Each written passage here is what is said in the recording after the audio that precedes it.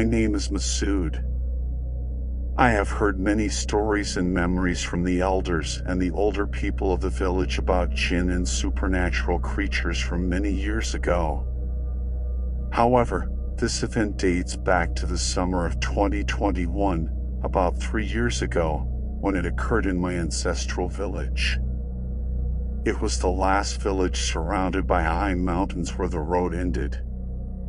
It was a village with pleasant weather, a lush valley full of fruit orchards and farmland. Last summer, I went to the village to visit my parents. As night fell, my father returned from work and, after having dinner, seemed troubled and preoccupied. My mother curiously asked, "What happened, dear? Why are you so deep in thought?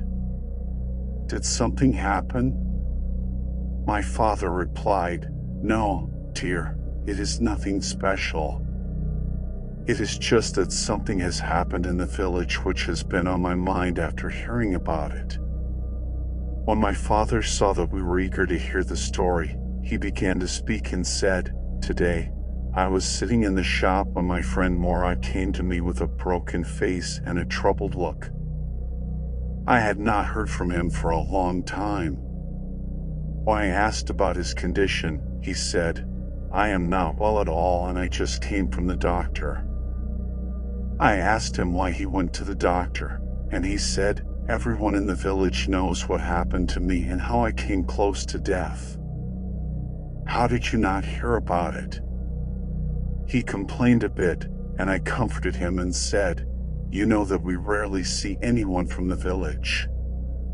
Tell me what happened to you.' Morad sighed and said, 'Unlike you, I am very attached to that village and its people. When my son chose to become a lawyer and moved to the city, we also migrated to the city and rarely went to the village. After a few years, I heard that one of the villagers was selling his farmland. Since I missed the village, I hurried to see him. But he told me that he had sold all the farmland except for one piece that is located on the mountainside and is a few miles away from the village. The price he mentioned was unbelievable, and I quickly bought that piece of farmland. I was happy and thought I had made a great deal, but there is no such thing as a bargain without a reason. Of course, the farmland was good quality and there was a spring of abundant water next to it, which made me buy it without any investigation. About 2 months after buying the farm, on weekend, I suddenly decided to go to the village and check on the farm. Even though I never went anywhere without my family that day, despite my wife's and children's insistence to stay and go together the next day, I refused and said I wanted to spend the night there. My mother, who is very old and lives with us, said, "Hey son, the place you want to go to is even deserted in broad daylight. What will you do there if something happens at night?" But there was a cabin on the farmland that I had seen since childhood. That cabin was built by the previous owner's family and had remained intact and well preserved even after all these years. It was even a question for the villagers how a cabin built about 50 years ago was still in good condition. I was foolishly thinking of spending a night alone in that cabin after years of city living. I set out and reached the village around 6 in the afternoon and bought some supplies like food, candles, and matches, and set off. An hour later, I was at the village. I passed through the village and continued on the road as far as the car could go, where the road ended. I parked my car there, took my things, and walked the rest of the way. The sun had set behind the mountains, and night was approaching. Suddenly, as if I had woken from a deep sleep, an inexplicable fear took over my whole being. I considered myself a fearless person, but after sunset and the darkness, and worse, the deadly silence that was only interrupted by the sound of the flowing river, fear began to creep into me. After half an hour of walking, I reached the farmland, and I was very happy that I had become the owner of farmland after so many years, and I thanked God. I lit the lamp I had brought and opened the door of the cabin. Inside was an old cabin with a ceiling height of more than 3.5 meters, and I wondered why they had built the ceiling so high. I put the supplies and blanket I had brought inside the cabin. I gathered some wood and made a big fire near the cabin. I sat by the fire and, when the coals were ready, placed the kettle on the fire to make tea. I also warmed up the food. For a moment, I forgot everything, but as soon as I looked at the darkness around the cabin, I felt that strange fear again. I took the food and tea inside the cabin. I sat down and was pouring the warm food into a plate when suddenly it was as if all the frogs in the world started croaking together. I was paralyzed in that state. During the time I had owned this farmland, I had never heard the sound of frogs even once. Where did all these frogs come from at this time of night? Oh God, have mercy on me. Could there be an earthquake coming? My body felt cold automatically, and my hands and feet became numb. I tried to calm myself and said the name of God, Allah, and continued eating. I looked at the clock. It was 11 at night. Just as I was about to put a spoonful of food in my mouth, suddenly a complete silence enveloped everything. A few seconds ago, the sound of the frogs was driving me crazy, and suddenly they all fell silent. I thought to myself, could it be that an earthquake is coming or something else is going to happen? I pushed away the negative thoughts and continued eating when suddenly, with the heartbreaking creak of the old, decayed door of the cabin, my jaw dropped. My eyes were glued to the door in fear. I wanted to see why the door of the cabin was opening in such a mysterious and frightening way, and I hoped no one would ever have to see such a scene. Now the door was fully open, and I saw a strange, black creature with a very tall stature, only visible up to its neck. Its body was covered in hair, but the thick, dense hair was like a horse's tail. I was completely paralyzed and unable to move. The bite of food was stuck in my throat, neither going down nor coming up. But as if that fear was not enough, it bent down and put its head inside the cabin. Oh God, what kind of creature was this? Its face seemed like a mixture of several animals. A face like a monkey, but red and resembling a wolf, with a very tall stature. Its eyes were large but red, like bowls of blood. While I was staring at it, it suddenly entered the cabin, and I experienced the most terrifying moments of my life. With its entry, a strong stench reached my nose, and I felt nauseous. It looked at me like prey.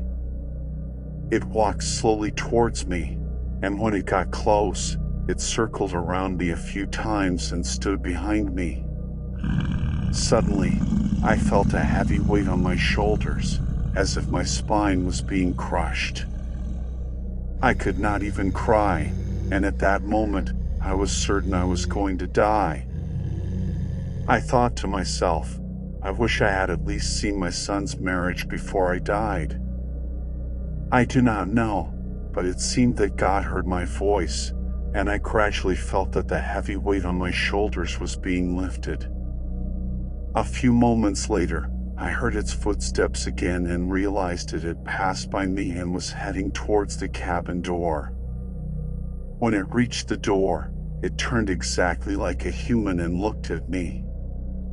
My heart was about to explode, and I was waiting for my heart to stop from fear at any moment.